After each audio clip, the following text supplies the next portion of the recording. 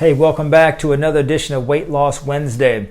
I know it's been a little while since you've seen or heard from me, but I've been trying to recover from what the effects of this pandemic has done to my business. A reduction in everything across the board. So I know I'm not telling you anything you don't already know, and hell, you've probably experienced some of it yourself. So in the fitness industry, we are absolutely taking a beating. It is not a pretty sight. So as myself and my peers work to recover from the situation, many of us are having to pivot and make alternative choices to servicing the members of our community in the best ways possible by way of the internet and some remote coaching, or for those who are a little bold now, maybe just making sure you're mask and gloving up and still continuing to serve the public. So I'd like to thank all my peers for all that they're doing to work hard to keep everyone fit and moving, as well as all of their clients who are boldly stepping out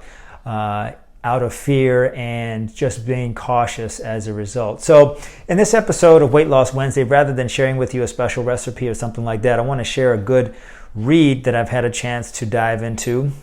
And the name of this book is called The China Study.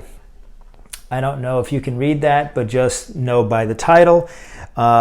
It's a very interesting read because the author, T. Colin Campbell and Thomas M. Campbell II, do a wonderful job at profiling and analyzing nutrition between the United States and some of the countries in the Western world, predominantly Europe, China, various parts of Asia. And one of the most prolific takeaways that I found in reading this book is the simple fact that they were able to profile health in the United States against places like Japan and China.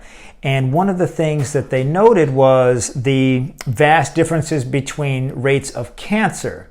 So as they looked at the information and the data, they began to take a look at the differences in nutrition and what the cultures, based upon their geographic location, their food consumption habits. And primarily when the study was conducted, they began to find that in China and in Japan and lots of parts of Asia, they consumed a diet that was primarily plant-based with just a sprinkling level of meat as an extra consumption product.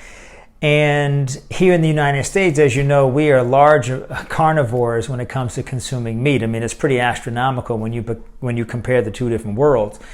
But as I dove into the information, I found out that there's a couple of markers that they use for plant-based consumption and meat-based consumption. And in one of their studies, they found that with laboratory mice, when they conducted the study, they would feed the mice a meat-based protein, and anytime they increased the protein levels of the daily caloric needs of the mice above 20% is when the cancer began to proliferate, or the cancer-causing cells began to proliferate and began to grow and to spread. So they were using these little benchmark markers and indicators to determine at what set point do the mice begin to show signs of cancer development.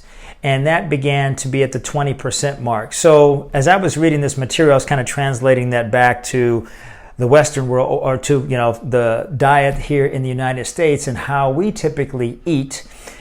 And I began to see some interesting parallels. So we consume meat probably at a much greater rate than any other place on the planet. But I began to think, what if we began to consume less meat, probably no more than 20% of our protein in terms of caloric intake? If we cut that off at the 20% mark, what would that do for our health? So I used myself as an experimental piece. And what I did was I began to take a look at my total calories, and then out of the total calories I needed for the day, I began to take a look at what my protein needs were based upon my current size and my weight and so forth. So what I did was, as an example, if that need was 100 grams of protein, 80 grams of protein would be consumed, nothing but plant-based products, not meat-based. So this is just an example. Those numbers are not exact for me, but I just want to give you an easy way just to think about the math. So all vegetable intake, plant intake, is going to be 80% in terms of protein makeup, and then the other 20% is going to be meat-based of any type. It could be beef, it could be fish, it could be pork or shellfish, depending upon what you want to do. But I can tell you, as far as results go, I did notice a difference in a couple of things when I changed the way I would eat. Just making that little bit of a shift, and not that I feel I'm at risk of cancer, but I said, I'm sure that with all these laboratory studies, there have to be some parallels between the information. Sorry about this, my dog is thinking it's time to start drinking water, so you're probably picking this up on the mic. Bruno! So as I began to change up my diet and manipulate my protein intake, I began to see differences in how well I slept and an overall difference in how I felt. And if you were to probably say, well, Tim, when you say you feel different, like what is that? What exactly is that experience? And I wish I could tell you precisely. I kind of don't have the adjectives, but I would probably say just I felt more homeostatic. I felt like I had a solid base of energy. I didn't have highs and lows and lethargy. And of course, it doesn't mean that you would have the same experience. But as our meat continues to be processed, tampered with, fed, antibiotics, hormones, and all these different chemicals they press into the meats, when they're feeding the animals, we can't help but to have some of that pass through to us. So this is the bigger reason why I chose to switch and have 20% of my daily protein needs come from meat only, and then the other 80% come directly from plants. So again, the name of this book is called The China Study. If you decide to pick it up, it will definitely be worth the money. I'm sure you could probably buy this on Amazon, even on maybe a digital download. So take a look.